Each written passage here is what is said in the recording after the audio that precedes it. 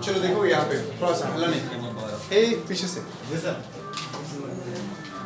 देखिएगा, यहाँ पे वर्ड लिखा हुआ है लिसन।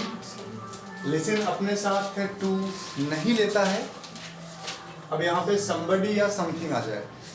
लिसन अपने साथ टू नहीं लेता है, somebody या something आ जाए, ठीक है। लिसन के साथ टू लेता भी है, somebody और something के साथ। तो बस कब नहीं लेगा कब लेगा, इस चीज़ पे हम लोग को ध्यान देना है। पिछले क्लास में हम लोग को डिस्कस कर चुके हैं बहुत सारा वर्ड जो कौन सा प्रीपोजिशन लेता है, कौन प्रीपोजिशन नहीं लेता है, अगर लेगा तो कब लेगा, बताए थे ना। अगर नहीं लेगा तो वो कब लेगा, ये सारा चीज़ है और इम्पोर्टेंट है। जैसे पिछले राइट के बारे में पढ़े थे, मैरिज के बारे में पढ़े थे ना, ये सब ऑर्डर के बारे में पढ़े थे कि कहाँ पर टू आएगा या टू नहीं आएगा, पढ़े थे ना ऐसे। चलिए यहाँ पर देखते हैं क्या लिखा हुआ है। जैसे अगर यहाँ पे प्लीज लिसन, ये वर्ब है, अपने साथ क्या नहीं लेगा, प्लीज लिसन। यहाँ पर आप बोल सकते हैं, कोई प्रॉब्लम नहीं है, प्लीज लिसन। आगे लिखा हुआ है प्लीज गो, यहाँ पर कोई प्रीपोजिशन आने की जरूरत नहीं है। यहाँ पे आगे क्या लिखा हुआ है, प्लीज कम या फिर प्लीज सिट डाउन हियर, कोई प्रॉब्लम नहीं है, सब जानते हैं, बहुत बड़ा प्रॉब्लम नहीं है।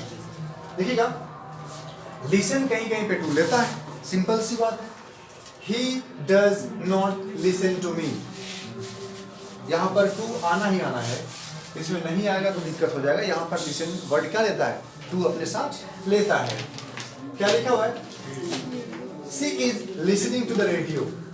हालांकि आगे आपको बताएंगे कि लिसन का मतलब क्या होता है और हियर का मतलब क्या होता है, समझ पा रहे बात को, बिल्कुल। तो आगे समझाएंगे, डिफरेंस बताएंगे दोनों में क्या होता है। आगे आपको बताएंगे या फिर कुछ बता भी चुके होंगे, राउंड और अराउंड में क्या अंतर होता है, बताए थे ना। अच्छा, और आपको बताए होंगे सीक इल में क्या डिफरेंस है, गुड और वेल में क्या फ़र्क है, कैसे दोनों का डिफरेंस होता है, कैसे समझेंगे हम लोग, बात समझ पा रहे हैं ना। ये सब सारा चीज़ हम लोग बताए थे, पढ़ भी चुके होंगे, नहीं पढ़े होंगे आगे पढ़ेंगे, आगे समझिएगा क्या लिखा हुआ है। तो लिसनिंग, लिसन के साथ टू आता भी है और टू नहीं भी आता है, ध्यान दीजिएगा थोड़ा सा। आगे क्या लिखा, बस इतना समझ लीजिए ना कि सेंटेंस अगर अलग हो रहा है कॉमा से तो वहाँ पर टू नहीं आता है। समझ पा रहे बात को, बिल्कुल नहीं आएगा। प्लीज लिसन, समझ पा रहे, प्लीज लिसन। और पता है कि किसको आप प्लीज कर रहे हैं, समझ पा रहे बात को, किसको आप आग्रह कर रहे हैं, किसको आप अनुरोध कर रहे हैं। सबको तो आप कर नहीं सकते, यहाँ पे बहुत सारे लोग बैठे हुए हैं, सीनियर भी हो सकते हैं, जूनियर भी हो सकते हैं। प्लीज लिसन, आप ऐसा बोलते हैं। आगे समझिएगा, ये सब चीज़ें हैं। देखिए अप्रोच, अप्रोच का मतलब क्या होता है, एक प्रकार का पहुंचना होता है, पहुंच होता है अप्रोच। आगे सुनिएगा, हाँ, अप्रोच का मतलब होता है एक प्रकार का किसी लेवल को रीच करना, किसी लेवल को रीच करना, एक्सेस करना का सेंस वहां पे रखता है कौन, अप्रोच। तो अप्रोच अपने साथ टू नहीं लेता है। जब आप चाहे तो किसी जगह को आप अप्रोच कर रहे हो या किसी थिंग्स को, किसी व्यक्ति, किसी चीज को आप अप्रोच कर रहे हो, ठीक है ना, तो वहां पर क्या नहीं आता, टू प्रीपोजिशन नहीं आता है। एग्जांपल देखिए, train is approaching to Patna, train is approaching to Patna. अब अप्रोचिंग टू पटना मतलब क्या हो जाएगा, अब यहाँ पे अप्रोचिंग टू पटना नहीं होगा, बल्कि ये सेंटेंस क्या हो जाएगा, गलत हो जाएगा।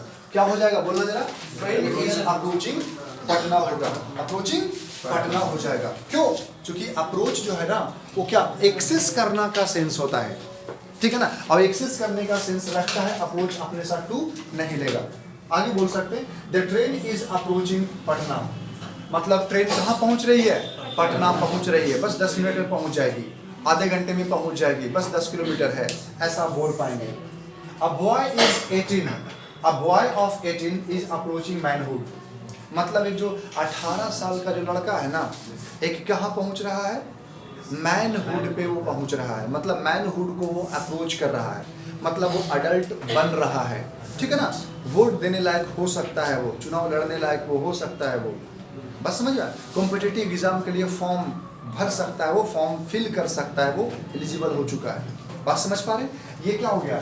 तो अप्रोचिंग टू अपने साथ नहीं लेता है, सेंटेंस से क्या है, सही है। A boy of 18 is approaching to manhood, अब ये भी सेंटेंस क्या है, गलत हो जाएगा। क्या हो जाएगा, गलत है, कोई दिक्कत नहीं होना चाहिए। आगे सुनिएगा, यहाँ पे पर्पस वर्ड हो जाए, हालांकि प्रपोज लिखा गया था तो प्रपोज का मतलब कुछ और होगा, बताएंगे आपको। यहाँ पे पर्पस समझ लीजिए, रिपोर्ट करना, ठीक। प्रपोज, प्रपोज का मतलब क्या होता है, प्रपोज का मतलब होता है अपना प्रस्ताव रखना, ठीक है ना, प्रस्ताव रखना बोल सकते, जिक्र करना बोल सकते हैं, आप ऐसा समझेंगे। रिपोर्ट का मतलब, अब रिपोर्ट का मतलब दो तीन सेंस में, दो तीन तरीके से यूज होता है। रिपोर्ट मतलब एक प्रकार का क्या बोल सकते, क्लेम करना भी होता है, आगे समझिएगा। अब यहाँ पे सजेस्ट हो जाए या फिर से हो जाए, हालांकि प्रपोज, रिपोर्ट, सजेस्ट और से का इसका कोई भी फॉर्म आ जाए, कोई भी फॉर्म हो जाए, कहने का मतलब चाहे तो सजेस्टेड हो जाए, प्रपोज्ड हो जाए, समझ पा रहे बात को, या फिर सेइंग वर्ड ऐसा कुछ हो जाए, तो अगर जरूरत के हिसाब से ऐसा कुछ हुआ फिर भी यहाँ पर टू आएगा और यहाँ पर somebody क्या होगा, लगेगा, somebody या कुछ ऐसा रहेगा, आगे समझिएगा। He proposed to us, उसने हम लोग के सामने ऐसा प्रस्ताव रखा, प्रस्ताव दिया, प्रस्ताव रखा कि we should go to the cinema, कि हम लोग को कहाँ चलना चाहिए, सिनेमा चलना चाहिए। तब प्रपोज ऐसा यहाँ पर टू नहीं लेता है। हालांकि नरेशन जब कभी पढ़ेंगे या कभी पढ़े होंगे या पढ़ेंगे नहीं पढ़े हैं तो उसमें आपको बताया जाएगा कि एडवाइज्ड अपने साथ टू नहीं लेता है, डायरेक्ट एडवाइज्ड कर देते हैं। सजेस्ट डायरेक्ट सजेस्टेड लेता है, सजेस्टेड टू होता है, नहीं होता है, क्या होता है वहां पर देखेंगे हम। समझ पा रहे बात को, सुनिएगा ध्यान से अपने साथ टू लेता है, से अपने साथ टू लेता है, लेकिन टेल अपने साथ टू नहीं लेता है। नरेशन में आप पढ़े होंगे, ही सेड टू रहता है तो उसको टोल्ड कर देते हैं, या ही सेज टू रहता है या ही से टू रहता, माफ करना, आई टोल्ड, मतलब ऐसा समझाना चाहेंगे, ही सेज टू है तो ही टेल्स हो जाएगा, यू टेल मी है, माफ करना, यू सेड या से टू मी है। मतलब आप हम ये कहना चाह रहे हैं कि अगर यहाँ पे से है, अगर टू आ गया और यहाँ पर अगर सेज आ गया और यहाँ पर टू आ गया,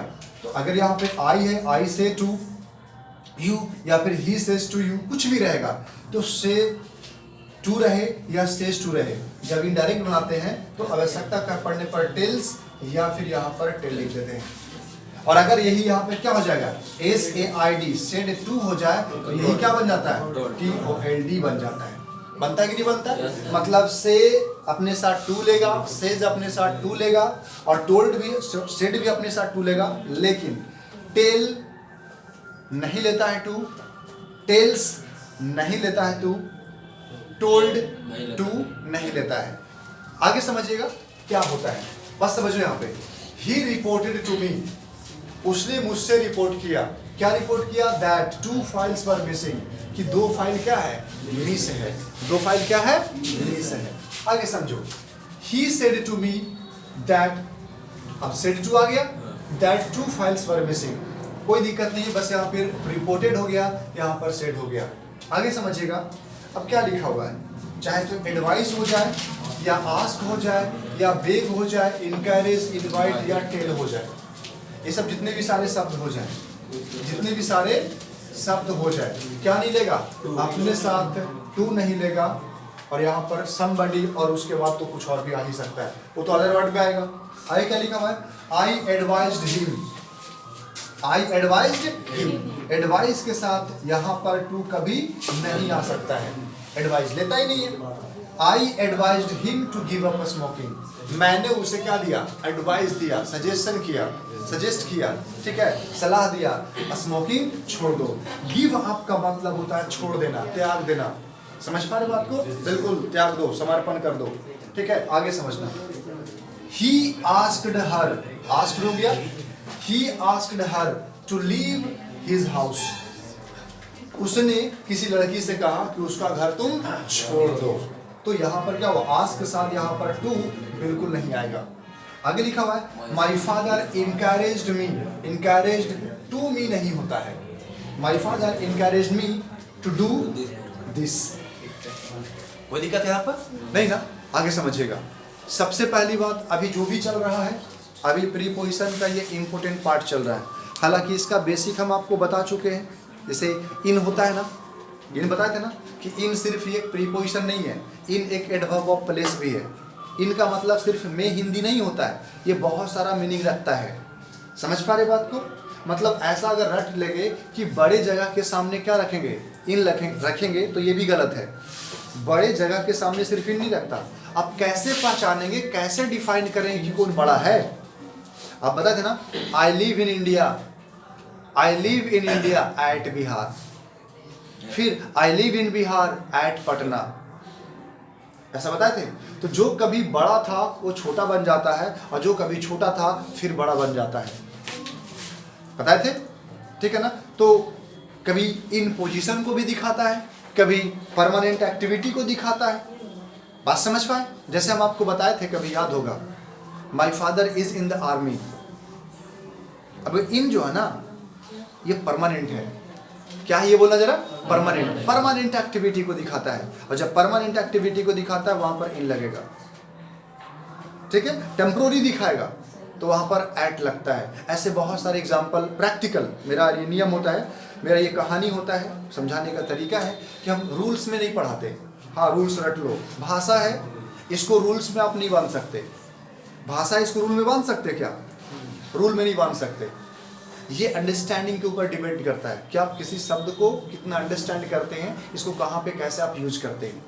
और जिस दिन आप रटना शुरू कर देते हैं अंग्रेजी को, it become a very difficult for you, because रट करके आप कैसे भाषा बोलिएगा?